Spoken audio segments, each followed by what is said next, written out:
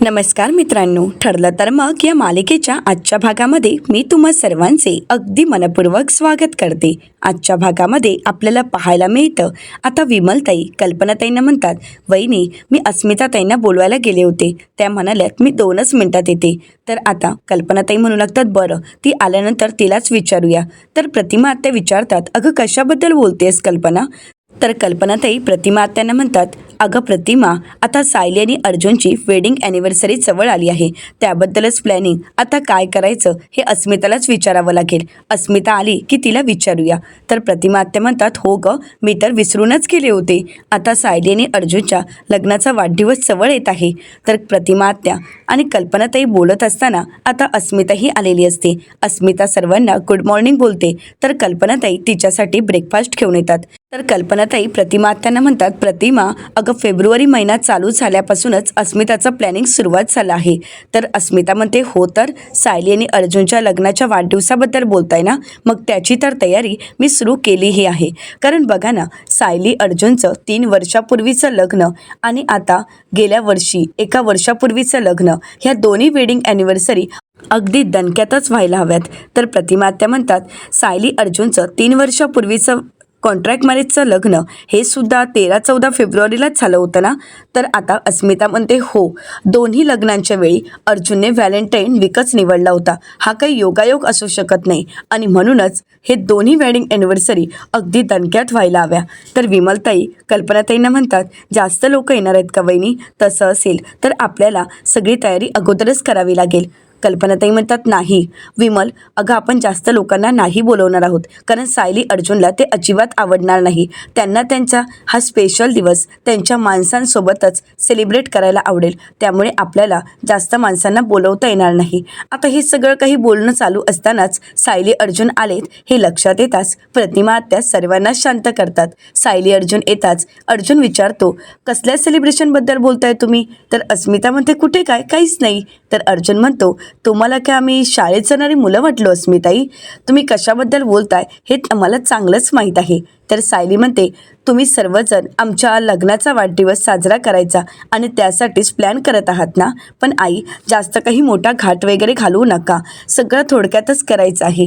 तर कल्पनाताई म्हणतात, अगं ते आम्हाला ठरवू दे, त्यामध्ये तुम्ही काहीही बोलू नका. अस्मिता म्हणते, हो ना, तुम्ही दोघंही एकमेकांवर एवढं प्रेम करता आणि म्हणूनच आम्हाला तुमचा हा दिवस स्पेशल करायचा आहे. आणि तसंही तुम्हा दोघांचीही वेडिंग ॲनिव्हर्सरी जी आहे ती व्हॅलेंटाईन वीकमध्ये येते, हा काही योगायोग असू शकत नाही, कारण तुम्हा दोघांचं एकमेकांवर जीवापाड प्रेम आहे आणि म्हणूनच हा योगायोग जुळून आला आहे. नाहीतर काही काही जणांच्या नशिबात एवढं प्रेम असतं तरी कुठे, असं म्हणत आता अस्मिता थोडी इमोशनल होते. तिला खूप वाईट वाटतं. आता कल्पनाताई तिला सावरतात आणि म्हणू लागतात, अस्मिता म्हणते, तुम्ही सर्वजण एवढे सिरियस का झाला आहात? तुम्ही आता सर्वजण प्लॅन करणार आहात ना पुढे काय करायचं ते?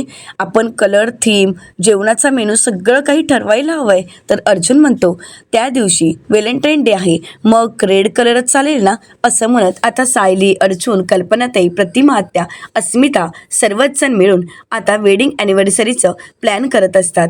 तर दुसरीकडे पाहायला मिळतं, सायली अर्जुन ज्या नर्सला भेटून आलेले असतात, ती नर्स सुनीता काकडे आता विचार करू लागते आणि त्यानंतर ती प्रियाला फोन करते. प्रिया फोन उचलते आणि विचारते, हॅलो, कोण बोलतंय? तर सुनीता काकडे आपली ओळख करून देत म्हणते की मी सुनीता काकडे. तर प्रिया म्हणते, कोण? तर त्या म्हणतात की मी सिटी हॉस्पिटलमधली नर्स, आठवते ना? आता मात्र प्रिया घाबरून गेलेली असते. प्रियाच्या लक्षात येत नाही की त्या ठिकाणी अश्विन आहे आणि म्हणूनच प्रिया तिच्यावर चिडते आणि म्हणते, तू फोन का केलायस? आता पाहते तर त्या ठिकाणी अश्विन असतो. प्रिया नाटक करत म्हणते, अरे हो, तो अननोन नंबरवरून फोन का केलायस असं मला विचारायचं होतं. आता अश्विन प्रियाकडे पाहताच प्रिया अश्विनला म्हणते, तिचा मोबाईल बिघडलाय ना, म्हणून तिने दुसऱ्या नंबरवरून फोन केला आहे. माझी मैत्रीण बोलते, मी काम करू का? मी बाहेर जाऊन बोलते, तू इथे ऑफिसचं काम करतोयस ना, उगाच तुला डिस्टर्ब नको व्हायला, असं म्हणत आता प्रिया सुनीता काकडे हिच्याशी बोलण्यासाठी बाजूला येते आणि म्हणू लागते, तू फोन का केलायस? तुला सांगितलं होतं ना की यापुढे मला फोन करायचा नाही. तर सुनीता काकडे म्हणते की हो, केलाच नसता, परंतु फोन करायला सुद्धा एक महत्त्वाचं कारण होतं आणि त्यासाठीच मी फोन केला आहे. प्रिया म्हणते काय कारण आहे? तुला पैसे हवे असतील आणि म्हणून तू फोन केला असेल, परंतु ते पैसे मिळणार नाहीत. तर सुनीता काकडे म्हणते पण मी काय बोलते ना ते ऐकून घ्या अगोदर मॅडम, कारण आज इथे कोण आले होते हे तुम्हाला माहीत तरी आहे का? ॲडव्होकेट अर्जुन सुभेदार आणि त्यांची बायको. आता हे ऐकल्यानंतर प्रियाला धक्काच बसतो. प्रिया म्हणते काय? तर आता सुनीता म्हणू लागते की हो, त्यांनी मला विचारलं की ती डेड बॉडी तू कोणाला दिली होतीस आणि त्यावेळी मी तुमचं नाव घेतलं नाही, फक्त मी नागराज किल्लेदार यांचंच नाव घेतलं. तर प्रिया म्हणते थँक्यू सो मच, बरं झालं तू असं केलंस. तर सुनीता म्हणू लागते की हो, मी हुशारी दाखवली आणि म्हणूनच हे सगळं काही घडलं आहे. मग या हुशारीचा मोबदला तर मिळायलाच हवा आणि तोही दुप्पट. प्रिया म्हणते काय? तर सुनीता म्हणते की हो, दुप्पट मोबदला मिळायलाच हवा. तर प्रिया म्हणते गप्प बसायचं आणि दुप्पट मोबदला मी आता कुठून देऊ? आणि हो, तुझी माझ्यासोबत बोलण्याची आणि पैसे मागण्याची तितकी लायकीही नाही आहे. तर आता सुनीता प्रियाला म्हणते तुमची लायकी काय आहे हे मी आता अख्ख्या जगाला दाखवून देऊ शकते. मी जर ॲडव्होकेट अर्जुन सुभेदार यांना आता एक कॉल केला तर तुम्ही कुठे असू शकता याचा विचार तरी करू शकता का? आता प्रिया पूर्णपणे घाबरून जाते. तिच्या डोळ्यासमोर नागराज आणि महिपत शिकरे यांची झालेली अवस्था असते आणि त्यामुळे प्रियाला तोंड बंद ठेवावं लागतं. प्रिया म्हणते हो मी मॅनेज करते. तर सुनीता म्हणू लागते की मॅनेज करते नाही, आजच्या दिवसात मला पैसे मिळायलाच हवे. आता मात्र प्रिया फोन ठेवते. आता पैशाची व्यवस्था कशी करावी हे प्रियालाही कळत नसतं. प्रिया मनाशीच म्हणते काय करू आता, इतका पैसा मी कुठून जमा करू? तर दुसरीकडे पाहायला मिळतं अर्जुन त्याचं काम करत असतो. आता सायली येते आणि अर्जुनला म्हणते की बरं झालं की आपल्याला एक पुरावा मिळाला आहे. आता सुनीता काकडे आपल्या समोर कोर्टात साक्ष देऊ शकते आणि त्यामुळे सत्य उघडकीस येऊ शकतं. तर आता अर्जुन म्हणतो नाही, त्याचा काही उपयोग होईल असं मला तरी वाटत नाही, कारण सुनीता काकडे ही सुद्धा त्या प्लॅनचा एक भाग होती आणि त्यामुळे तिची साक्ष आपल्याला एवढी उपयोगाला पडेल असं नाही वाटत. तर सायली म्हणते पण बाबू आहे ना, तो देईल की साक्ष? अर्जुन म्हणतो की हो, बाबू आहे, परंतु तो नागराजच्या विरुद्ध साक्ष नाही देणार, कारण महिपत शिकरेने त्याला सुपारी दिली होती. तो कोर्टात फार तर एवढंच बोलेल की हो, महिपत शिकरेने मला सुपारी दिली होती आणि त्याच्यासोबत एक व्यक्ती होती, परंतु ती नागराज किल्लेदार होती हे तर सिद्ध होऊच शकत नाही. त्यामुळे आपल्याला अजून पुरावे शोधावेच लागतील. बाबूला आपण असं म्हणत अर्जुन पुढे काही बोलणार तर सायली म्हणते अरे देवा. तर अर्जुन विचारतो काय झालंय? सायली म्हणते अहो, मी डाळ आणि तांदूळ भिजत टाकले होते, उद्या इडली चटणी बनवायची आहे ना, मग ते मी लावायचे विसरूनच गेले. म्हणजे मगाशी मी लावायला घेतलं होतं पण त्यावेळी आई आल्या आणि ते राहूनच गेलं. थांबा मी आले. अर्जुन म्हणतो अगं हो, पण मी केसबद्दल. परंतु सायली आपलं काम करण्यासाठी किचनमध्ये निघून जाते. आता अर्जुनचं केसबद्दलचं बोलणं तिथेच राहून जातं.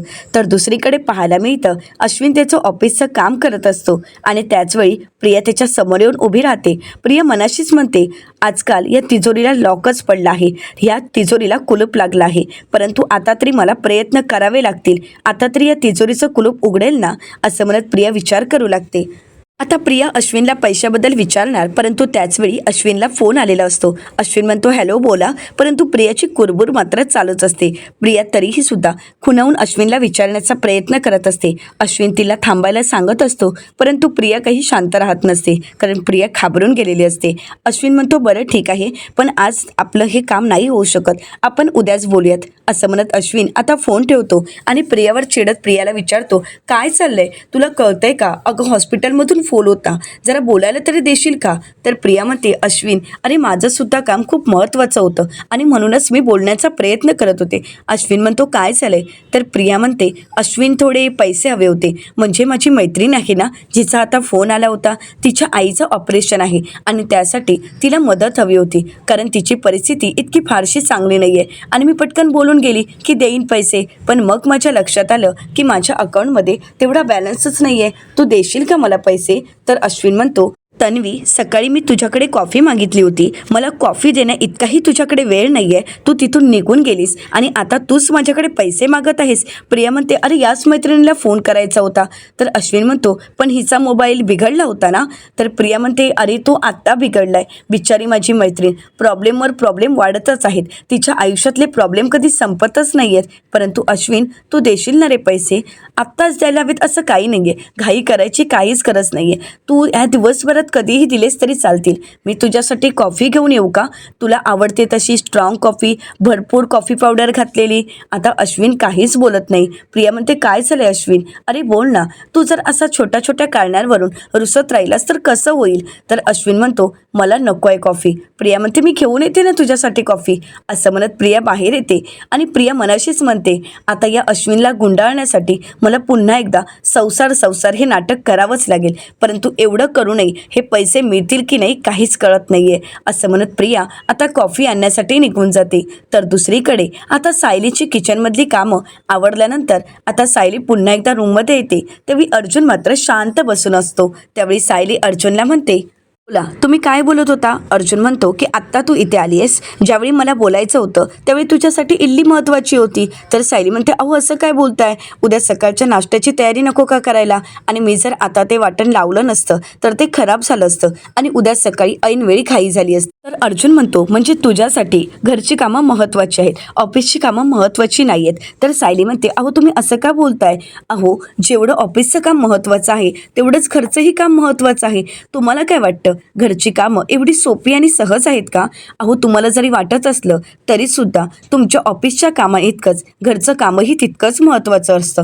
अर्जुन म्हणतो, परंतु घरची कामं आणि ऑफिसचं काम यामध्ये कंपॅरिझन होऊच शकत नाही. सायली म्हणते, खरं आहे, कारण ऑफिसमध्ये बसून ठराविक वेळेमध्ये काम करणं आणि घरात 24 तास काम करणं, राबणं याची तुलना होऊच शकत नाही. तुम्हाला काय वाटतं हो? तुम्ही ऑफिसमध्ये जाता म्हणजे घरी बायका काहीच काम करत नाहीत. अहो त्यांची कामं आणि तुमची कामं ही बरोबरी कधीच होऊ शकत नाही. आता अर्जुन काही पुढे बोलणार, परंतु त्या अगोदर सायली म्हणू लागते, उचलली फाईल आणि निघालं ऑफिस किंवा कोर्टात. इतकं घरचं काम सोपं आणि सहज नाहीये.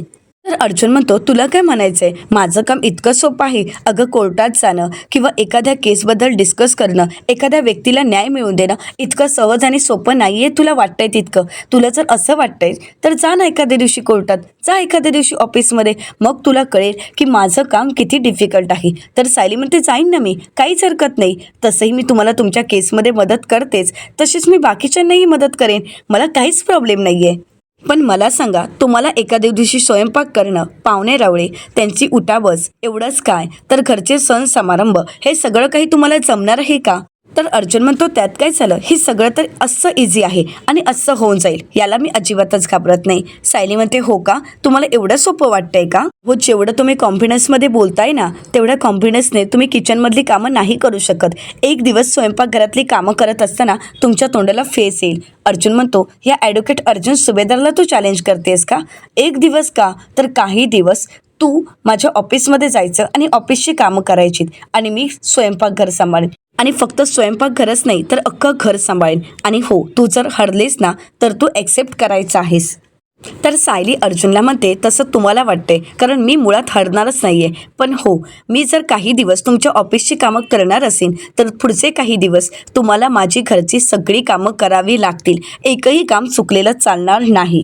तर अर्जुन सायलीला म्हणतो, मग ठरलं तर मग या पुढचे काही दिवस तू ॲडव्होकेट अर्जुन सुभेदार आणि मी सायली सुभेदार. तर सायली म्हणते, तुम्हालाही कळू देत गृहिणी कशा कशातून जातात. तर अर्जुन म्हणतो, आणि तुलाही कळून देत की शहरातला एकमेव सक्सेस ॲडव्होकेट अर्जुन सुभेदार हे सगळं काही कसं मॅनेज करतो आणि हे यश कसं मिळवतो.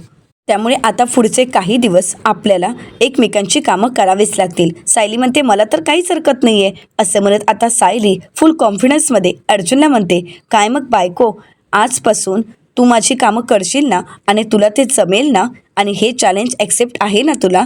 तर सायली म्हणजेच अर्जुन म्हणू लागतो की हो, तुम्ही म्हणताय त्याप्रमाणे आपण दोघांमध्ये अदलाबदल करूयाच, ठरलं तर मग. असं म्हणत दोघंही हात मिळवणी करतात. तर अर्जुन म्हणू लागतो, या वर्षीच्या वेडिंग ॲनिव्हर्सरीचं हेच सेलिब्रेशन असेल, ठरलं तर मग. असं म्हणत दोघांनीही आता एकमेकांची कामं करायची ठरवलेली असतात. तर दुसऱ्या दिवशी सकाळी आपल्याला पाहायला मिळतं, ठरल्याप्रमाणे अर्जुन सकाळी लवकर उठतो. ज्याप्रमाणे सायली किचनमध्ये काम करायला सुरुवात करते त्याचप्रमाणे अर्जुन आता म्हणू लागतो, चला ॲडव्होकेट अर्जुन सुभेदार, तुमची आता स्वयंपाकघरातली ड्युटी सुरू. असं म्हणत अर्जुनने आता टेबलवर डेकोरेशन केलेलं असतं आणि म्हणू लागतो, हे चॅलेंज तर मी हरणारच नाही. टेबलवर डेकोरेशन तर करून झालं आहे, आता मिशन इडली. असं म्हणत आता तो इडलीचं बॅटर पाहतो, परंतु ते बॅटर पाहून त्याला कळतच नसतं की याची इडली कशी बनवायची. अर्जुन ते बॅटर पाहतो आणि म्हणू लागतो, हे तर बॅटर आहे, मग यापासून इडली कशी बनणार?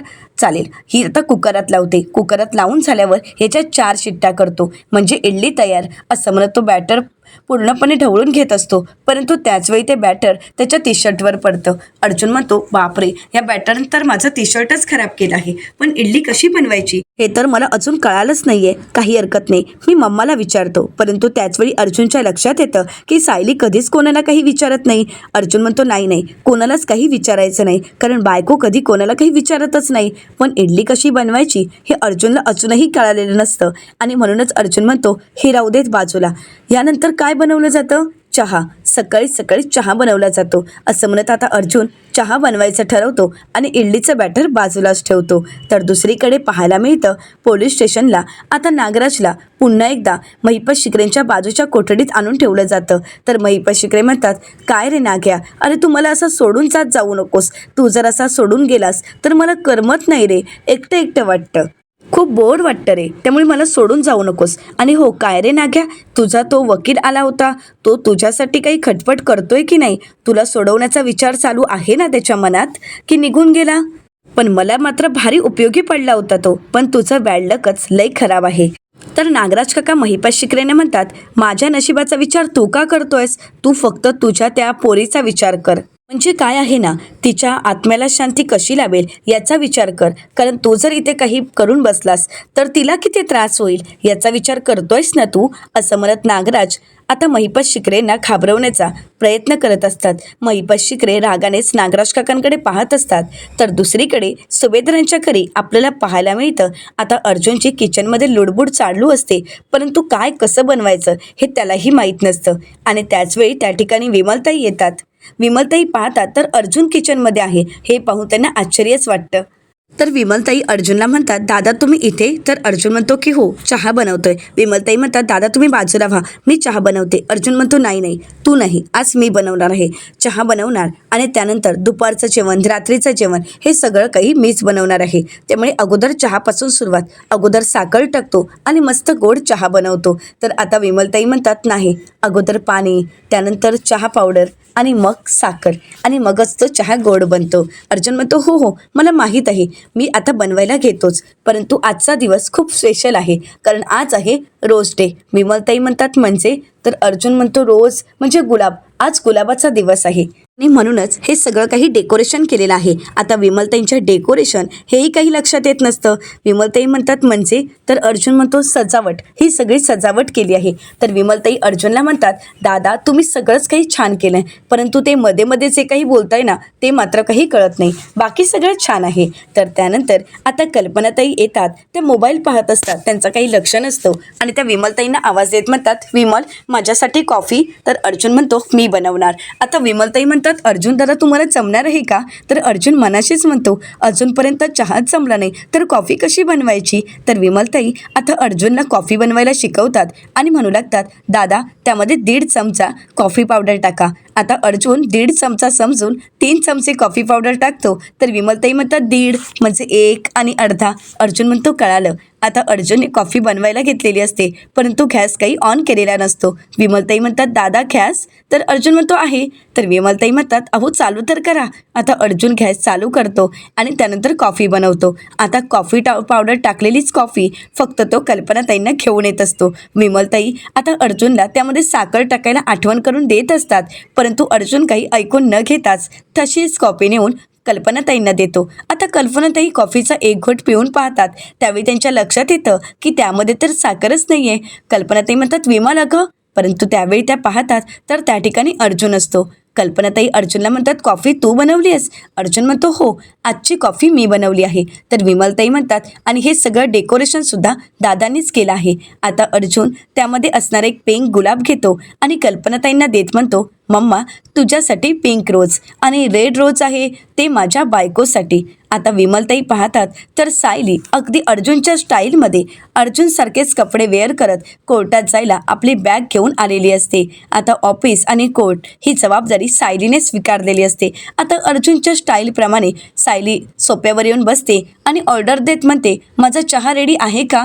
तर अर्जुन म्हणतो हो बनवतच आहे असं म्हणत तो इंग्लिशमध्येच बोलत असतो. त्यावेळी सायली म्हणते इंग्लिश. अर्जुन म्हणतो सॉरी हो बनवतच आहे, फक्त 2 मिनटं लागतील असं म्हणत अर्जुन किचनमध्ये जातो आणि चहा बनवण्यासाठी शेवटी विमलताईंचीच मदत घेतो. आता अर्जुनची ती धावपळ पाहून सायलीला हसायला येत असतं, परंतु कल्पनाताईंना मात्र यांचं काही कळालेलंच नसतं. एकीकडे अर्जुन किचनमध्ये तर दुसरीकडे सायलीच्या हातात अर्जुनच्या ऑफिसची बॅग. आता नक्की यांचं काय चालू आहे हे कल्पनाताईंनाही कळत नाही, परंतु ह्या दोघांचं जे काही चालू असतं त्यामुळे घरातील सर्वांना मात्र मज्जा येणार एवढं मात्र नक्की.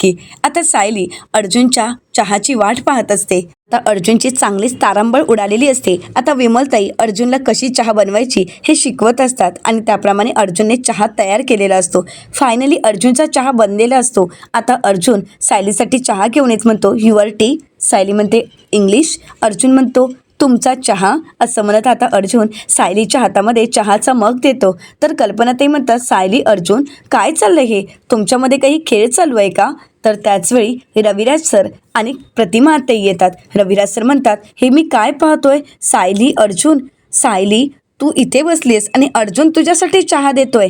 तर कल्पनाताई आणि सर्वच जण सायली अर्जुनकडे पाहत असतात.